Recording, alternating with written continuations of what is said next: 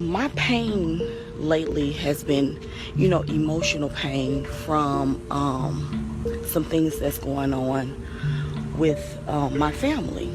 I try not to act on emotions, but I'm human. I'm human. The things that's been going on with me the last couple of weeks, I'm not happy about at all. It hurts every time I think about it, but I'm a work in progress with this as well. But these last couple of weeks, I've been breaking down slowly. And all I've been wanting to do is cry. And I feel like if I cry, I'll get the pain out. A successful businesswoman picks up the phone and dials 911. Her voice is steady as she tells the dispatcher, "I just shot my husband." Then she hangs up and turns the gun on herself. That woman was Keianna Burns, and just hours before she became a killer, she was dancing with one of her 8 children, posting videos that showed the world how perfect her life was. But here's what's really disturbing about this case. Keianna wasn't some unhinged stranger. She was someone thousands of people looked up to. She was a motivational speaker, a successful entrepreneur, and half of what Atlanta called a power couple. People paid money to learn her business secrets. They followed her advice on building wealth and maintaining a happy family. So, how does someone who teaches others about success end up committing murder? We're about to take you inside one of the most deceptive cases we've ever covered. Because while Keianna Burns was building her empire and inspiring others to chase their dreams, she was also constructing one of the most elaborate lies we've ever encountered. The Maserati Levante, the Louis Vuitton bags, the luxury lifestyle she flaunted across social media, it was all real. But the money behind it, the stability she claimed to have, the perfect marriage she showcased to the world, that's where things get complicated. Keianna had spent 25 years building Critique Design's beauty and barber salon from the ground up. She wasn't some fake influencer. She had real business credentials, real expertise, and a real track record of success. When she married Ronnell Burns in 2012, they combined their entrepreneurial talents to create what looked like an unstoppable force. Together, they launched 4 His Glory Ministries, expanded into insurance with Primerica, and created Six-Figure Ambition, a platform designed to help others achieve financial freedom. Their blended family of 8 children became part of their brand, proof that you could have both professional success and personal happiness. But here's what their followers didn't know. Ronnell Burns had already failed at marriage before. Badly.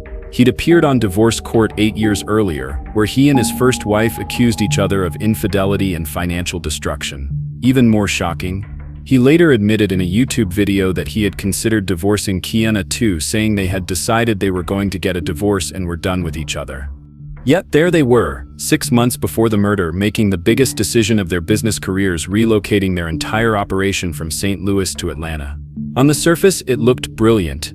Atlanta was a booming market for entrepreneurs, especially for a Black power couple with their kind of influence and expertise. What their audience saw was strategic business expansion. What we're about to reveal is that this move set off a chain of events that would destroy everything they had built. Because while Keianna was posting about their new Atlanta success, she was privately falling apart. While she was teaching others about achievement and motivation, she was desperately reaching out for help in ways that should have terrified anyone who was paying attention. Just weeks before she became a killer, Keianna went live on Facebook and said something that should have sent red flags to everyone who heard it. Sometimes you gotta reach out and tell people that you need love, you need support, you need care, you just need a hug. And honestly, you guys, I need that. I need that right now. She wasn't being dramatic. She wasn't fishing for compliments. She was telling her audience that she was in crisis and she needed immediate help. But here's the most disturbing part of this entire story. On the night of the murder, before Keianna shot her husband and called 911, one of their teenage daughters had already called police to report domestic violence happening in their home. So we have to ask ourselves, how many warning signs did this family, this community, and this audience miss? How does someone who seems to have everything spiral so completely that murder becomes their solution? The truth behind Keianna and Ronnell Burns isn't just about business success or social media deception. It's about what happens when the pressure to maintain perfection becomes so overwhelming that reality becomes unbearable. Before we dive into how this perfect life became a murder scene, we want to hear from you. Have you ever seen someone's perfect social media life and wondered what was really happening behind the posts? Drop a comment below and let us know, and if you're ready to uncover the truth behind the headlines with Crime Vault stories, hit that subscribe button because this case is about to get much darker. 6 months before Keianna Burns made that deadly phone call, she and Ronnell were making what they believed would be the smartest business decision of their lives. They were packing up their entire world in St. Louis, Missouri, and betting everything on Atlanta, Georgia. This wasn't a spontaneous decision. For entrepreneurs like the Burns couple, Atlanta represented the promised land, a city where Black business owners could thrive, where the networking opportunities were endless, and where their combined expertise could reach a much larger market. Keianna had deep roots in St. Louis. Born and raised there, she had spent her entire adult life building something substantial. Her mother, Renee Reed, and stepfathers Carlton Graham and Patrick Rico White had watched her transform from a cosmetology school graduate into a powerhouse business owner.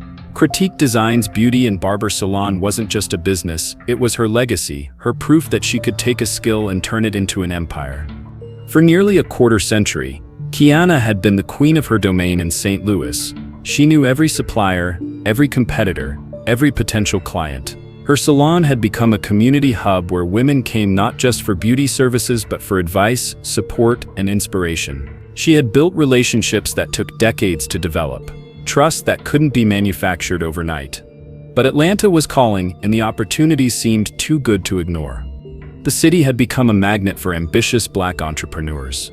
Music industry executives, tech innovators, real estate moguls, they were all flocking to Atlanta and finding success that might have been harder to achieve elsewhere. For Keianna and Ronnell, who were already juggling multiple business ventures, Atlanta represented the chance to scale everything they had built. Their insurance work with Primerica could tap into a much larger client base. The ministry work could reach congregations across the Southeast. And their motivational speaking and business coaching through Six-Figure Ambition could connect with the thousands of entrepreneurs who were making Atlanta their home base. Ronnell was particularly excited about the networking potential. Atlanta's business community was known for its collaborative spirit, where successful entrepreneurs actually helped each other succeed rather than seeing each other as competition. For someone with his ambitions, this environment seemed perfect. The logistics of moving 8 children across state lines was complex enough, but they were also relocating multiple business operations. They had to find new suppliers for the salon business, establish new client relationships, and rebuild their local reputation from scratch.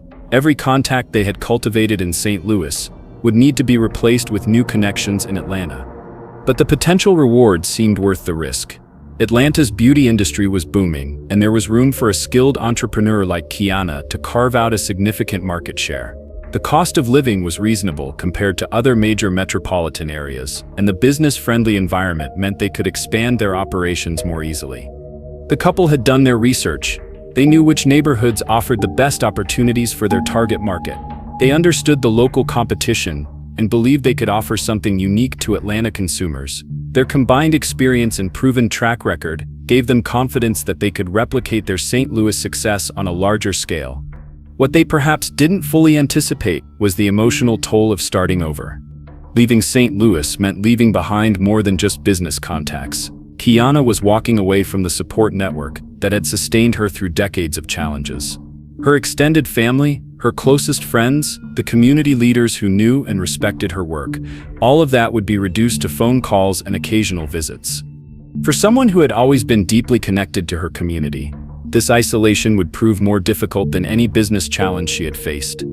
The move also meant that their 8 children would have to adjust to new schools, new neighborhoods, and new social circles. While kids are often resilient, managing that transition while also launching new business ventures added layers of stress that would test even the strongest family dynamics. In those first few months in Atlanta, everything looked promising from the outside. Their social media posts showed them exploring their new city, meeting potential business partners, and setting up their operations. They attended networking events, visited potential salon locations, and began building the relationships that would be crucial to their success. But success in business isn't just about having the right skills in the right market. It's also about having the emotional and psychological resources to handle the pressure. And as Keianna would soon discover, being successful in one city doesn't guarantee that you can easily replicate that success somewhere else, especially when you're doing it without the support system that helped you succeed in the first place. The Atlanta dream was about to become something much more complicated than either Keianna or Ronnell had anticipated. 3 months into their Atlanta adventure, Keianna Burns was discovering that success wasn't transferable. Back in St. Louis, when she walked into a room, people knew who she was. They knew her work, respected her reputation, and understood her value. In Atlanta, she was starting from zero, and for someone who had spent decades being recognized as a leader in her field, this anonymity was crushing. The business meetings that should have been exciting opportunities felt like auditions where she constantly had to prove herself to people who had never heard of critique designs. Potential clients questioned her credentials, suppliers were hesitant to extend credit, and competitors viewed her as an outsider trying to muscle in on their territory. But the professional challenges were nothing compared to the personal void she was experiencing. In St. Louis, Keianna had a network of women who understood her life. These weren't just friends. They were fellow mothers, business owners, and community leaders who could relate to the unique pressures of balancing family with entrepreneurship. When she needed advice, emotional support, or just someone to vent to, she had multiple people she could call who would truly understand. Atlanta offered networking events and business mixers, but those weren't the same as having genuine relationships with people who knew her history, her struggles, and her victories. The conversations at these events felt superficial, focused on what she could offer rather than who she was as a person. The isolation was particularly brutal because she was supposed to be thriving. Her social media audience expected updates about their Atlanta success story. Her family back in St. Louis wanted to hear that the big move was paying off. Her 8 children needed to see that their parents had made the right decision in uprooting their lives. So Keianna did what successful people do. She performed. Her Instagram posts continued to showcase designer accessories and luxury experiences. Her Facebook updates celebrated business milestones and family moments. Her motivational content for 6-figure ambition maintained the same confident tone that had attracted thousands of followers. But maintaining this performance was exhausting in ways she hadn't anticipated. Every post required careful consideration. Every photo needed to tell the right story. Every public appearance demanded energy she wasn't sure she possessed. The pressure to prove that the Atlanta move was successful meant that she couldn't afford to show any signs of struggle, even when those struggles were becoming overwhelming. The 8 children added another layer of complexity to her emotional state. They were adjusting to new schools and trying to make new friends, and several of them were struggling with the transition more than expected. As their mother, Keianna felt responsible for their happiness while also trying to manage her own emotional needs. Ronnell seemed to be adapting more easily to their new environment, which created an additional source of tension. While she was fighting feelings of displacement and loneliness, he appeared to be energized by the fresh opportunities and new connections. This difference in their adjustment created a gap between them that was difficult to bridge. By October 2021, the strain was becoming impossible to hide completely. On what was likely October 20th, though some sources suggest it was October 30th, Keianna made a decision that would reveal just how desperate she had become. She went live on Facebook, and for the first time since moving to Atlanta, she let her audience see behind the motivational content and business updates. "Life changes," she told her followers.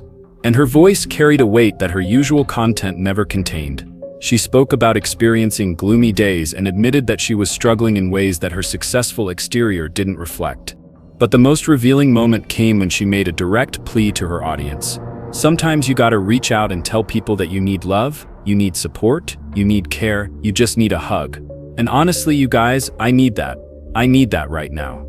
This wasn't the language of someone who was temporarily stressed or dealing with minor business setbacks. This was someone who was drowning and finally admitting that she couldn't save herself. The perfect life that thousands of people admired was crumbling. And we're starting to see that the Atlanta dream was becoming Keianna's worst nightmare. Join us as we continue uncovering how someone who seemed to have everything could feel so completely lost, and subscribe to Crime Vault Stories if you want to understand the real cost of perfection. 3 days after that raw Facebook Live confession, Keianna Burns posted something that should have sent her followers into panic mode. "God knows I would do anything to wake up from this nightmare." October 23rd, 2021. Those 11 words appeared on her Facebook page, like a distress signal from someone who was trapped in a reality she could no longer tolerate. This wasn't motivational content gone wrong, or a temporary moment of vulnerability. This was a woman explicitly stating that her life had become unbearable. But here's what's disturbing about the response. Nothing happened. Her post received the usual mix of heart emojis, prayer hands, and generic encouragement that social media posts typically generate. People commented with phrases like "praying for you" and "stay strong" and "you got this." The kind of responses that make the person posting them feel like they've helped, but don't actually provide any real assistance to someone in crisis. We need to understand what was happening during this period, because it reveals a fundamental problem with how we respond to genuine cries for help in the digital age. Keianna wasn't being subtle about her distress. She had moved from motivational content to explicit statements about struggling, needing help, and wanting to escape what she called a nightmare. Yet the same audience that had followed her for business advice and inspiration seemed completely unprepared to recognize that their motivational guru was telling them she was in serious trouble. Part of the problem was that her followers had become accustomed to seeing her as someone who had answers, not someone who needed help. When you've built a brand around success and overcoming obstacles, people struggle to process that you might be facing obstacles you can't overcome on your own. But the bigger issue was that social media creates an illusion of connection without providing actual support systems. Thousands of people could see her posts, but none of them were in a position to show up at her door, have a real conversation, or connect her with professional help that could address what she was going through. Her family back in St. Louis was seeing these posts too, but they were hundreds of miles away, trying to provide long-distance support for someone who needed immediate, hands-on intervention. Phone calls and text messages weren't enough for the level of crisis Keianna was experiencing. Meanwhile, her local connections in Atlanta were still too new and superficial to recognize the severity of what she was communicating. The networking contacts and business associates she had met didn't know her well enough to understand that these posts represented a dramatic departure from her usual content. Even more troubling was that Keianna seemed to understand that her public pleas weren't generating the kind of help she actually needed. Her posts during this period showed increasing desperation, as if she was trying different ways to communicate her distress and hoping that someone somewhere would understand the gravity of her situation. The progression of her content tells a story of someone who was systematically losing hope. From acknowledging that she was having difficult days, to explicitly asking for support, to describing her life as a nightmare she wanted to escape, each post represented an escalation that should have triggered alarm bells for anyone paying attention. But perhaps the most heartbreaking aspect of this period was that Keianna continued trying to fulfill her role as a mother and business owner, even while she was falling apart. She was still posting about family activities, still managing her businesses, still trying to maintain the responsibilities that had always defined her identity.